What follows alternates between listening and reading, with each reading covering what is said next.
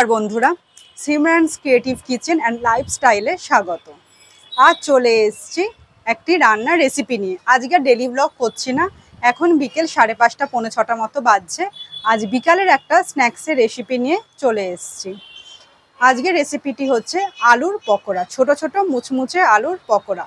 এটা চায়ের স্ন্যাক্সের সাথে খুব ভালো যায়, আবার মুড়ি দিয়েও মেখে খেলে খুব দুর্দান্ত লাগে। আমি এই আলুর পকোড়াটা বাড়িতে অনেকবার বানিয়েছি। আজকে আমি আলুর পকোড়াটা কীভাবে বানাই সেই রেসিপিটাই তোমাদের সামনে তুলে ধরবো। চলো দেখে নিই কীভাবে বানাচ্ছি মুচমুচে আলুর পকোড়া। আজকে বৃষ্টি হয়নি, সকাল থেকে কড়া রোদ ছিল, তাই গাছগুলোতে জল দিতে এসেছিলাম ছাদে, তাই ছাদ থেকে আমি আমার ব্লগটা শুরু করলাম। চলো দেখে নিই মুচমুচে আলুর পকোড়ার রেসিপি। মুচমুচে আলুর পকোড়া করার জন্য আমি দুটো আলু নিয়েছি। আলু দুটো ভালো করে আগে ধুয়ে নেব। আলুটার আমি খোসা ছাড়াবো না, খোসাটা ছাড়ালে আলুটার যে মুচমুচে ভাব সেইটা আসবে না, তাই আলুটা আমি খোসা সমেতই কাটবো। ভালো করে আমি আগে ধুয়ে নিয়েছিলাম, আবারও আরেকবার ধুয়ে নিলাম। আলুতে যেহেতু মাটি লেগে থাকে তাই একটু ভিজিয়ে রেখেছিলাম আলুটা, নিয়ে ভালো করে ধুয়ে আবার এখন আরেকবার ধুয়ে নিলাম। এবার আলুটা আমি কেটে নেব ছোট ছোট করে। কেটে নেব।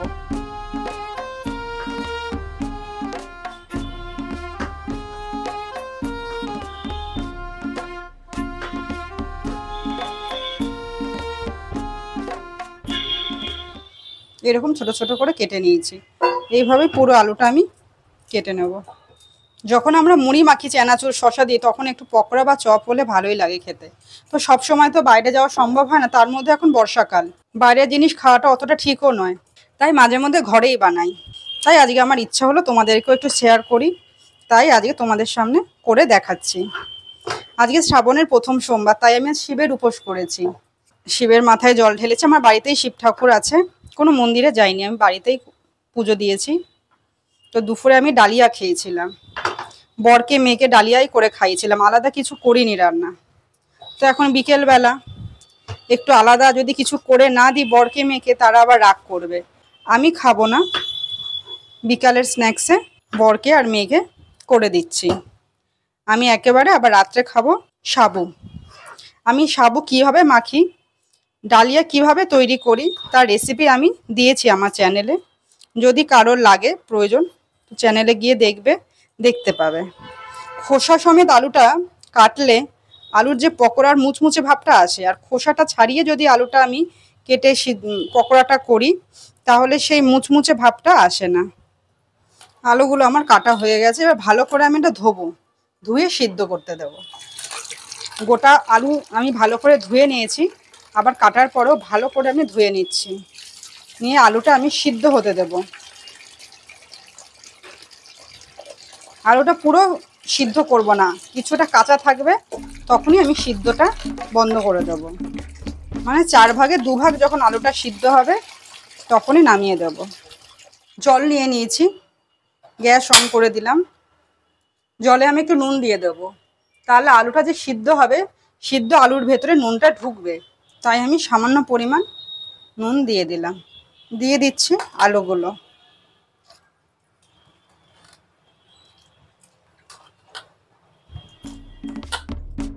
আলুটা সিদ্ধ হোক ততক্ষণ আমি শসা ধনেপাতাটা কেটে নিই। আলুটা যখন বেসন দিয়ে মাখবো তখন ধনেপাতা কুচো একটু দেব, তার জন্য আমি ধনেপাতাটা এখানে কুচো করে নিচ্ছি। ধনেপাতাটা 2 দিন আগে আনা, তাই শুকিয়ে গেছে, আজকে তো বাজারে যাইনি। আর শসাটা কাটবো, মুড়ি মাখা খাবে। দুপুরে বিশেষ কিছু রান্না করিনি, আমি যা খেয়েছি তাই খেয়েছে।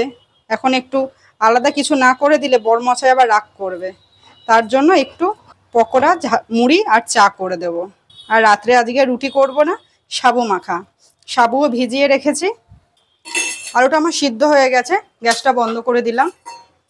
একটা দুটো আলু আমি তুলে দেখাই যে আলুটা কেমন সিদ্ধ হয়েছে। কাঁটা চামচটা ঢুকে যাচ্ছে, আলুটা সিদ্ধ হয়েছে। এর বেশি সিদ্ধ করব না, তাহলে একদম গলে যাবে আলু সিদ্ধর মতো। এবার জলটা ফেলে দিই, গরম জলটা ফেলে দিয়েছি, একটু ঠান্ডা জল দিয়ে দিলাম যাতে আলুটা পুরো গলে না যায়। এবার আমি আলুটা তুলে নিচ্ছি এই বাটিটাতে। গরম জলের ভেতরে যদি আমি আলুটা রাখতাম, আলুটা গরমের ভাপে ভাপে আরও গলে যেতে পারতো, তাই আমি আলুটা থেকে গরম জল পুরো ফেলে দিয়ে ঠান্ডা জলে ভিজিয়ে দিয়েছিলাম। এবার দিয়ে দিচ্ছি বেসন। খুব বেশি বেসন দেব না, পরিমাণ মতো। বেশি বেসন দিলে আবার বেসনের মানে আলুটাতে আলুর থেকে বেশি বেসন বেসন লাগবে। বেসনটা এমনভাবে ব্যবহার করবো যাতে আলুর গায়ে মাখা মাখা হয়। এবার দিয়ে দেবো গোলমরিচ গুঁড়ো। এখানে কাঁচা লঙ্কা কুচিয়েও দেওয়া যেত, কিন্তু আমরা কেউ অতটা ঝাল খাই না। আজকে আমি অবশ্য খাবো না, কিন্তু আমরা ঝালটা এমনি কমই খাই, আর মেয়ে তো ঝাল খাই না। এখানে লঙ্কা আমি কুচিয়ে তাই দিলাম না, আর দিলাম আমি চাট মশলা। একটু চাট মশলাটা দিলে পকোড়াটাতে টক মিষ্টি স্বাদ আসে, তাই দিয়ে দিচ্ছি স্বাদ মতো নুন, আর দিচ্ছি সামান্য পরিমাণ কাশ্মীরি লঙ্কার গুঁড়ো, আর একটু হলুদ। দিয়ে দিচ্ছি কেটে রাখা ধনেপাতা। কোনো জল দেব না, আলু সিদ্ধর যে জলটা আছে ওতেই আমার মাখা হবে, মানে আলুর গায়ে যে জলটা আছে ওতেই মাখা মাখা হয়ে যাবে। বেসনটা আমার আরেকটু লাগবে, তাই আরেকটু আমি বেসন এখানে দিচ্ছি। আলুটা গরম তো, হাতে লাগছে তাপটা। এইরকম মাখা মাখা থাকবে আলুটা। খুব বেশি বেসন হয়ে গেলে তাহলে আলুর থেকে বেশি বেসনটাই দেখা যাবে, আলুর পকোড়া মনে হবে না, মনে হয় বেসন আলুর পকোড়া। পকোড়াটা আমি সাদা তেলে ভাজবো, তাই সাদা তেল দিয়ে দিচ্ছি কড়াইতে।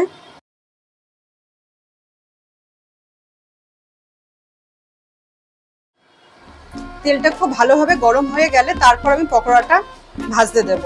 তেলটা ভালোভাবে আঁচ হয়ে গেলে তারপর যদি আমি ওই আলুটা দিই তাহলে তাড়াতাড়ি পকোড়াটা আমার ভাজা হয়ে যাবে। আলুটা তো সিদ্ধ হয়েই আছে, আর সামান্য একটু ভাজার সময় সিদ্ধ হবে, তাহলে টোটাল আলুটা আমার সিদ্ধ হয়ে যাবে। গরম হয়ে গেছে, এবার আমি দিয়ে দিলাম তেলে।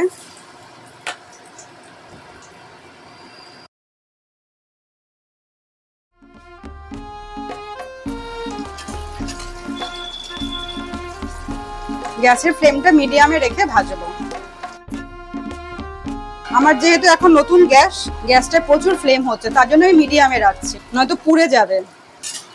আলুর পকোড়াটাতে ধনেপাতা দিয়েছি বলে একটু কালারফুল দেখতে লাগছে। কাঁচা লঙ্কা দিলে আরো দেখতে ভালো লাগতো, কিন্তু আমরা একদমই ঝাল খাই না।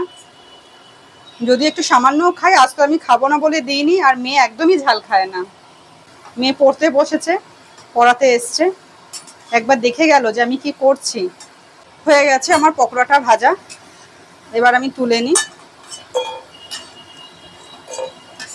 চায়ের স্ন্যাক্সের সাথেও ভালো লাগে, মুড়ির সাথেও ভালো লাগে, আবার গরম ভাতের সাথে একটু যদি করে দেওয়া হয়, বাচ্চারা যখন স্কুলে যায় এরকম আলুর পকোড়া আর গরম ভাত ডাল দুর্দান্ত লাগবে। বাচ্চারা তো একটু মুখরোচক খাবার খেতে ভালোই বাসে, আর বাইরের চিপস খাবার থেকে আমার মনে হয় ঘরে এরকম একটু ভেজে দেওয়া অনেক বেটার। হয়ে গেছে, তুলে নিচ্ছি। আমার পকোড়া ভাজা কমপ্লিট। এবার চা করে মুড়ি মেখে দেওয়ার পালা। বিকালে এত সুন্দর টিফিন পেয়ে মেয়ে আর বর খুশি হয়ে যাবে।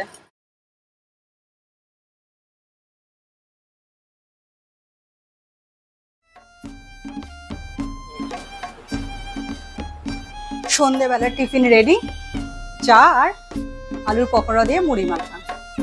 আমার এই আলুর পকোড়া রেসিপিটি কেমন লাগলো কমেন্টে অবশ্যই জানাবেন। যদি আমার রেসিপিটি ভালো লেগে থাকে লাইক করো, শেয়ার করো এবং সাবস্ক্রাইব করো।